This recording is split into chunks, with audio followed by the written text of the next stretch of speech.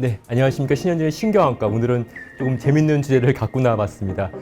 보톡스 여러분들 많이 사용하시죠? 보톡스가 과연 피부과에서만 사용하는 것일까요? 아닙니다. 오늘 제가 그걸 말씀드려 나왔는데요.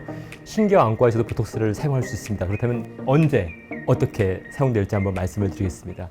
옛날에 유행했던 그런 TV 프로그램 제목인데요. 여행 어디까지 해봤니인데 여러분들 보톡스 어디까지 알고 계시고 어디까지 맞아보셨나요? 한번 제가 말씀을 드려보겠습니다. 많은 분들이 보톡스 하면은 이렇게 눈가의 주름 제거, 의료적으로는 다한증 치료 이런 목적으로 많이들 알고 계실 것 같습니다. 또 최근 피부과에서는 주름을 넘어서 이렇게 탈모 영역까지도 확장을 하고 있는데요. 그렇다면 안과에서는 보톡스를 우리가 어떻게 또 사용할 수 있는지를 말씀을 드리려고 합니다. 재밌는 역사를 하나 말씀을 드리겠습니다. 사실 보톡스는 이 피부과에서 먼저 만들어진 게 아니고요. 1978년도에 맨 처음에 안과에서 사실 치료를 위해서 사용되었습니다. 또 더 재밌는 것은 사실 보톡스를 주름 치료에 응용한 것도 피부과 선생님이 아니라 캐나다의 안과사가 1987년에 맨 먼저 이것을 주름에 펴지는 것을 발견하고서 주름 치료에 응용을 한 것이 바로 그 시초였습니다. 그러니까 굉장히 이 보톡스는 안과하고 뗄래야 뗄 수가 없는 그런 것 같습니다. 오늘 제가 그 보톡스를 안과 또 신경안과에서 어떻게 사용되는지 이 7가지 주제에 대해서 한번 말씀을 드려보도록 하겠습니다. 먼저 그 전에 보톡스가 어떤 것인지 잠깐 말씀을 드리려고 하는데요. 보톡스는 이렇게 그람 막대균에서 막대 생겼죠. 막대균에서 분비되는 그런 독소 물질입니다. 사실 보톡스균은 이 보툴륨 톡신은 여러 군데 있습니다. 이제 바다, 토양, 여러 군데 다 존재해 있고요. 특히나 이제 현기성이기 때문에 산소가 없고 그런 다습한 또 고온 이런 데 잘 자랍니다. 구멍이란 통조림 이런 것들을 이제 실온에 방치하는 경우에 거기서 보톡스균이 잘 자라죠. 그래서 우리가 오래된 햄이나 상한 통조림을 먹고서 이 보톡스균에 감염되는 경우도 있습니다. 보톡스는 우리가 이제 신경이 있고 근육이 있으면은 신경과 근육이 만나는 부분을 우리가 근신경 접합부라고 합니다. 여기서 이 신경에서 아세틸콜린이라는 물질을 분비되면은요 근육에 붙어가지고 근육을 움직이는 그런 역할을 하게 되죠. 보톡스의 기전은 이 신경 말단에서 아세틸콜린 분비를 막아주게 하는 그런 역할을 하게 됩니다. 그래서 근육을 마비시키고 이 주름도 펴지는 거죠. 하지만 보톡스의 효과는 영구적이지 않습니다. 보톡스를 맞아서 이렇게 신경 전달 물질이 차단되면은요 그 옆으로 새로운 이렇게 신경 줄기들, 애기 신경 줄기들이 자라나기도 하고요. 또한 이제 마비됐던 그런 신경 말단도 3, 4개월 뒤면 이렇게 풀어지게 됩니다. 그래서 보톡스는 우리가 영구적으로 가는 게 아니라 3, 4개월마다 맞아야 되는 이유가 이런 이유 때문이라 보시면 되겠습니다. 보톡스의 톡신은 우리가 이제 여러 가지 종류가 있는데요. 그 중에서 가장 임상적으로 사용되는 것은 톡신 A와 톡신 B입니다. 그 중에서도 톡신 A가 가장 이제 안정화가 쉽고 또 결정으로 유지가 쉬워서 우리가 실제 임상에서 사용되는 대부분의 보툴륨 톡신은 타입 A라고 보시면 여러분들이 되겠습니다. 첫 번째, 우리가 눈꺼풀 연축, 보톡스를 가장 안과에서 많이 사용하는 병인데요. 제가 지난 영상에도 설명을 드렸는데 한번 보시면 더 도움이 될 것 같습니다. 이제 우리가 눈을 감는 근육, 눈살근, 눈둘레근이 있는데 이런 근육들이 내가 원치 않아도 자꾸 수축, 깜빡깜빡 수축해서 이렇게 눈을 감게 되고 뜨지 못하는 병이 바로 눈꺼풀 연축입니다. 눈꺼풀 연축은 이 세 가지로 나눌 수가 있습니다. 이 좋은 놈은 눈꺼풀 떨림이고요. 나쁜 놈은 이제 안검 연축입니다. 그 다음에 흉측한 놈은 반측 안면 경련이죠. 제가 이렇게 나눈 이유는 이렇습니다. 요 두 개, 눈꺼풀 떨림과 안검 연축은 뇌 영상 검사가 필요 없는데 요 반측 안면 경련은 뇌 영상 검사가 필요하기 때문이죠. 이 세 개를 구분하는 것은 어렵지는 않습니다. 한쪽 눈꺼풀만 파라 떨리면 우리가 눈꺼풀 떨림이라고 하고요. 양쪽 눈이 다 깜빡깜빡 떨리고 감기면은 우리가 안검 연축, 그리고 한쪽 얼굴 반쪽이죠. 이마와 또 입꼬리까지 같이 떨리면 우리가 반측 안면 경련으로 진단을 쉽게 내릴 수가 있겠습니다. 눈꺼풀 떨림은 양성 질환입니다. 저도 때로 피곤하거나 또 커피를 많이 마시거나 그러면은 그럴 수 있는데요.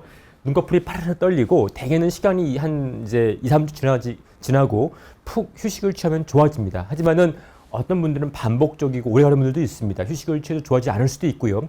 이런 경우에 소량의 보톡스를 떨리는 눈꺼풀에 주사하면은 아주 좋은 효과를 얻을 수가 있겠습니다. 이 환자는 이제 23살 여자 환자분이시고 눈꺼풀 떨림 때문에 자꾸 눈꺼풀 떨리니까 눈꺼풀이 감겨서 마치 왼쪽이 오른쪽에서 작아 보이죠. 즉 이제 가성 안검 하수가 있는 것처럼 보이는 분인데요. 이 경우에도 보톡스를 저희가 2번 주사하고 이렇게 호전된 모습을 볼 수가 있습니다. 눈꺼풀이 잘 떠지는 것을 볼 수가 있겠죠. 실제 그 블레파로스파즘, 안검 경련이라고 하죠. 우리가 이것도 역시 안과에서 많이 보톡스를 사용하는 그런 병입니다. 근데 우리가 안검 경련을 하면은 영어로 이제 블레파로스파즘인데 여기 보시면 이센셜이란 말이 붙습니다. 이 말은 뜻은 안검 경련은 특별한 원인이 없이 생기는 1차성이 있고요. 또 2차성, 다시 말해서 눈썹이 이렇게 눈을 찌르거나 아니면 눈이 굉장히 건조해서 눈에 상처가 나서 생기는 2차성 원인이 있다는 것이고요. 사실 2차성 같은 게 보톡스를 치료하는 것이 아니라 요 눈썹이 찔리거나 아니면 이 건조증 이런 것들을 치료하면 좋아지기 때문에 이런 질환들은 보톡스를 맞을 필요가 없고 안과에서 먼저 이런 걸 구분해서 이런 것들은 병대로 치료하시면 되겠습니다. 우리가 안검 경련은 보통 이렇게 한쪽에 한 5군데에서 7군데 정도 보톡스를 양쪽에 한 50ml 정도 놓게 됩니다. 환자들 눈이 떨리고 감기고 눈을 못 뜨는 것들이 한 3, 4개월 정도 좋아질 수 있고요. 반복적인 주사 역시 필요하겠습니다. 그 다음에 반측 안면 경련입니다. 여러분 보시면은 어떤 게 반측 안면 경련일까요? 오른쪽일까요? 왼쪽일까요? 보시면은 오른쪽 환자분은 눈썹이 내려와 있고 아래쪽이 올라가 있죠. 이것이 바로 이제 수축에 의한 반측 안면 경련이고요. 이 환자분은 눈썹이 내려와 있지만은 요 입꼬리가 떨어져 있습니다. 이거는 이제 경련이 아니라 반측 안면 마비에 의해서 생기는 마비라 보시면 될 것 같겠습니다. 요 반측 안면 경련 같은 경우는 우리가 아까 말씀드린 것처럼 뇌 영상 검사가 필요합니다. 소뇌와 교뇌 사이에 종양이 발생하는 경우가 있는데요. 이 종양이 이 7번 신경을 눌러가지고 반측 안면 경련이 발생하는 일이 있기 때문입니다. 보시면 종양 발생률은 반측 안면 경련에서 대략 0.5에서 2.5% 정도로 많지는 않지만은 꽤 발병을 하고 있는 걸로 알려져 있고요. 청신교종, 뇌수막종, 유피종 종양 이런 것들이 종양이 신경을 눌러서 발생하는 걸로 알려져 있습니다. 우리가 언제 그러면 특히나 더 영상 검사를 해봐야 될까요?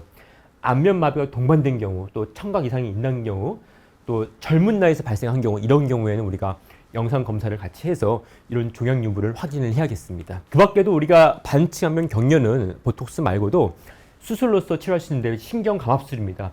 이게 이제 안면 신경인데요. 가장 큰 원인 중에 하나가 혈관이 신경을 누르는 겁니다. 누르기 때문에 이게 자꾸 자극이 돼서 자꾸 얼굴이 깜빡깜빡 감기는 건데요. 여기다 우리가 이렇게 코팅된 탐폰을 넣어서 이렇게 스폰지를 넣어서 이 신경과 혈관을 분리시키는 겁니다. 이렇게 분리시키면은 더 이상 혈관이 신경을 못 누르기 때문에 증상이 좋아질 수 있습니다. 하지만 이런 수술은 한 10%에서는 청각저하 또 안면 마비와 같은 합병증을 유발할 수 있기 때문에 이제 나이 드신 분들은 이제 가장 안전하고 좋은 치료가 저는 보톡스 주사를 생각하고요. 이렇게 눈꺼풀 주변과 또 볼 쪽으로 해서 떨리는 근육에 주사를 놓으시면 3, 4개월 정도 우리가 유지할 수 있고요. 반복적인 주사가 필요하다 볼 수 있겠습니다. 그 밖에 이제 안검 내반이 있습니다. 안검 내반은 보시는 것처럼 눈썹이 눈을 찔러서 안구 불편감, 눈곱 충혈, 눈물 등을 유발할 수 있는 질환이라 보시면 되겠고요. 원인 중에 하나가 눈 둘레근, 이 눈을 싸고 있는 눈 둘레근이 있는데요. 원래 정상은 이렇게 밑에 있어야 되는데 이 눈 둘레근이 이렇게 눈꺼풀 앞쪽으로 올라타면서 눈썹을 안으로 이렇게 미는 것입니다. 이것이 바로 이제 안검 내반, 노년성 안검 내반의 한 원인이 되는데요. 보톡스를 이렇게 주사하면은요, 눈꺼풀 근의 힘이 약해지면서 눈 둘레근 힘이 약해지면서 이게 앞쪽으로 타는 것이 더 이상 안 됩니다. 힘이 약하니까요. 이렇게 안검 내반을 치료할 수 있겠습니다. 그 밖에도 갑상샘 눈병증에서 눈꺼풀 뒤당김도 우리가 치료할 수 있습니다. 이것도 제가 지난 영상에서 한번 설명을 드렸는데요. 우리가 갑상샘 눈병증이 있으면은 눈꺼풀이 이렇게 위로 올라갑니다. 이걸 눈꺼풀 뒤당김이라고 말씀을 드렸고요. 미용적인 문제뿐만 아니라 이 눈이 커지니까 눈이 굉장히 건조해지죠. 그래서 각막 밀환이나 또한 이로 인한 안구 불편감을 유발할 수가 있습니다. 이런 경우에 역시 보톡스를 놓으면 우리가 이 눈꺼풀 뒤당김을 치료할 수 있는데 이렇습니다. 요 눈꺼풀을 올리는 근육은 이 눈꺼풀 올림근, 상암거근, 또 뮬러근 이런 근육들이 눈꺼풀을 올리고 있는데요. 눈을 뒤집은 다음에 뒤집어서 그 근육에다 이렇게 보톡스를 놓으면은 요 부위입니다. 요 부위에 보톡스를 놓으면은 요 눈꺼풀을 올리는 근육이 약해지기 때문에 눈꺼풀이 밑으로 더 내려올 수 있습니다. 실제 환자들의 모습인데요. 보시는 것처럼 갑상샘 눈병증으로 오른쪽 눈이 굉장히 큰 걸 볼 수가 있고요. 보톡스를 주사 후 거의 좌측과 똑같게 정상으로 내려온 것을 볼 수가 있습니다. 요건 경우에는 여기 왼쪽에 눈꺼풀 뒤당김이 있었고요. 보톡스를 주사 후 역시 이렇게 내려온 것을 우리가 볼 수 있겠습니다. 그 밖에도 눈물 흘림도 우리가 보톡스를 치료할 수가 있습니다. 눈물이 나면 많은 분들이 손수건을 들고 다녀야 된다, 불편하다, 또한 눈을 자꾸 닦으니까, 눈물을 닦으니까 눈가가 침무르고 아프다, 또 안경이 김설인 것은 뿌옇다, 또 아니면 화장이 지워진다, 이렇게 말씀 많이 하시는데요. 이거 참을 필요가 없습니다. 우리가 역시 보톡스로 치료할 수가 있고요. 이거는 저희 병원에서 실제 연구한 결과인데요.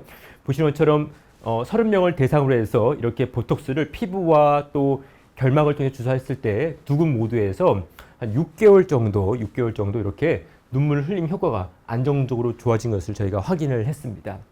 특히 이 보톡스 눈물샘 주사가 가장 좋은 적응증은 악어 눈물인데요. 악어 눈물이 뭐냐면은요, 안면신경 마비 후에 신경 이상 재생입니다. 다시 말해서 이 7번 안면신경은 우리가 이제 턱밑샘에서 침분비도 자극을 하는데 도움을 주고요. 또 눈물샘에서 눈물 분비도 자극을 합니다. 근데 이게 마비된 다음에 다시 재생될 때 이 눈물샘으로 하는 신경과 이 턱으로 가는 이 턱밑샘의 신경이 서로 엉키는 거죠. 엉켜가지고 뭘 먹거나 아니면 씹거나 할 때 이 침만 나와야 되는데 같이 눈물이 나와서 같이 뭘 먹을 때마다 막 눈물이 주르르 흐르는 병이 바로 악어 눈물이라고 보시면 되겠습니다. 실제 저희 환자분이신데요. 이분은 이제 중견기업 CEO였습니다. 60세 남자 환자분이셨는데 20년 전에 좌안에 안면마비를 앓으셨고요. 그 이후부터 해서 자꾸 식사할 때마다 눈물이 나가지고 이 자기 소원이 직원들하고 같이 한번 식사 한번 해보는 것이었는데 창피해서 식사를 못하겠다. 자꾸 밥 먹을 때마다 눈물을 흘리니까 직원들이 사장님 왜 우세요? 자꾸 이러다 보니까 도저히 창피해서 밥을 못 먹겠다. 내 소원이 한번 직원들이랑 밥같이 먹어보는 것이다. 이렇게 말씀하셨던 분이시고요. 이분은 실제 저희가 눈물샘에 보톡스를 주사를 했었고요. 70% 정도가 증상이 호전되어서 이제 밥을 같이 먹을 수 있다고 매우 좋아하셨던 그런 증례하셨습니다. 그 밖에도 거꾸로 우리가 눈물 흘릴 뿐만 아니라 눈이 지나치게 건조한 경우도 보톡스를 치료할 수가 있습니다. 눈물샘에서 눈물이 나온 다음에 눈에 깜빡깜빡거리는 힘에 의해서 이걸 눈꺼풀 펌프라고 합니다. 눈꺼풀 펌프에 의해서 이렇게 안쪽으로 이동해서 이 코 눈물관으로 내려가서 눈물이 코로 배출되게 합니다. 이것이 눈물의 순환 과정인데요. 우리가 보톡스를 갖다가 요 눈물 소관 근처에 요 눈 둘레근, 눈꺼풀을 깜빡깜빡 할 때 쓰게 되는 요 눈 둘레근에 주사하면은요, 그 펌프 기능이 약해지죠. 이 감는 기능이 안 되니까 펌프기 떨어집니다. 그래서 눈물이 이 안쪽으로 배출되는 것을 지연시키거나 막을 수가 있게 되죠. 그래서 보시는 것처럼 이 환자도 35세 남자 환자, 이 쇼그렌 증후군이라고 해서 눈물샘이 망가지는 자가면역 질환이 있습니다. 그것 때문에 굉장히 심한 건조증 때문에 보시는 것처럼 각막에 상처가 많았었고요. 눈물약으로도 호전이 없자 이렇게 보톡스를 놨고 보톡스 속이 좋아진 것을 보여준 증례가 있습니다. 그 밖에도 사시가 있습니다. 사시는 서로 초점이 안 맞는 게 바로 사시죠. 근데 재밌는 것은 미국뿐 아니라 우리 한국 시각처에서도 맨 처음에 보톡스를 허가해 준 것이 바로 요 사시 치료 때문에 허가를 해준 겁니다. 재밌죠? 그 다음에 2008년도에 들어서 비로소 그때 미간 주름 치료의 보톡스를 미용적으로 쓸 수 있도록 허가를 해준 거죠. 어떤 사시가 원조라 보시면 되겠습니다. 보시는 것처럼 요 눈 쪽 앞쪽에다가 우리가 보톡스를 주사하게 되는데 이렇게 근육을 포셉으로 잡게 되고요. 보톡스를 소량 한 5유닛 정도 소량을 주사를 하게 됩니다. 그래서 보시면은 이 환자는 6번 뇌신경 마비 때문에 눈이 안으로 몰려 있었고요. 왼쪽 눈이 바깥으로 가지 않는 그런 제한을 보였던 환자였었습니다. 그래서 눈이 바깥으로 못 가니까 이 눈을 안쪽으로 당겨주는 이 내직근을 보톡스로 약화시켜 준 거죠. 보톡스를 3번 정도 주사를 했고요. 보시는 것처럼 바깥으로 못 가던 이 움직임이 많이 좋아진 것을 볼 수 있고 정면의 내사시도 호전된 것을 볼 수가 있습니다. 끝으로는 우리가 두통 또 안통에도 보톡스를 놓을 수가 있습니다. 안통과 또 눈부심을 보톡스로 치료한 예인데요. 눈이 아프면 어떻게 하죠? 눈이 아프면 눈을 찡그리죠. 찡그리는데 우리가 거꾸로 말해서 눈을 찡그리지 못하게 하면은 안통도 호전될 수 있다는 거죠. 즉 신경은 한 방향이 아니라 양방향으로 소통하기 때문에 눈이 아파도 눈을 찡그리지만 거꾸로 눈을 찡그리지 못하게 하면은 안통이 좋아질 수 있다는 거죠. 그래서 눈을 찡그리지 못하게 이렇게 이마와 눈살근 쪽에 보톡스를 놓으면은 이런 것들을 해서 우리가 안통도 좋아지게 할 수 있다라는 보고들도 있고요. 그 밖에도 편두통에서 보톡스를 치료하는 경우도 있습니다. 여기 보시는 것처럼 편두통의 기전 중에 하나가 요 이마 쪽으로 가는 요 아나이 신경, 도르래이 신경들이 요 근육에 자꾸 눌리는 게 하나의 기전으로 제시되고 있는데요. 이 경우에도 요 근육에 낑겨 있는 요 신경에서 근육을 수축하지 못하도록 보톡스를 놓으면은 편두통이 좋아질 수 있다는 그런 문헌들이 있습니다. 보시는 것처럼 보톡스는 우리나라에 굉장히 많습니다. 전 세계적으로도 미국의 엘러간 또 이제 독일의 멀츠사 몇 개 없는데요. 하지만 우리나라에는 무려 10개 정도의 많은 보톡스, 정말 우리나라는 보톡스의 민족인 것 같습니다.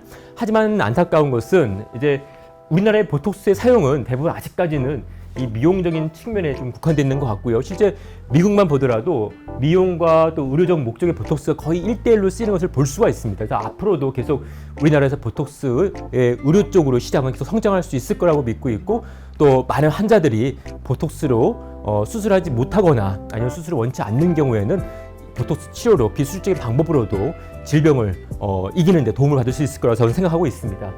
보톡스를 맞을 때 기억하셔야 될 것들은요, 우리가 이렇게 다양한 질환, 눈꺼풀, 연축, 눈물 흘림, 건조증, 뒤당김, 안검내반, 사시, 두통 등에서 사용될 수 있다 알고 계시면 될 것 같고요. 하지만 주사 효과는 반듯하지 않습니다. 보통 2, 3일 뒤에 나타나서 3개월 정도 지속되기 때문에 반복적으로 맞는 게 필요할 수 있습니다. 거꾸로 말해서 장점일 수 있는데, 이게 우리가 보톡스를 맞고서 어떤 문제가 생겨도 보톡스를 맞고서 안검하수, 안검외반 이런 것들이 일시적으로 생길 수 있는데요. 이런 것들도 곧 시간이 지나면서 좋아진다는 얘기죠. 그리고 효과가 없어지면 다시 맞고, 그 다음에 효과 정도에 따라서 기간 및 용량을 조절할 필요가 있을 수도 있겠습니다. 여러분도 오늘 보톡스 안과에서 어떻게 사용해야 되는지 잘 들으셨나요? 보톡스가 앞으로 우리나라에서 더 많은 치료 영역에서 사용되길 바라겠습니다. 감사합니다.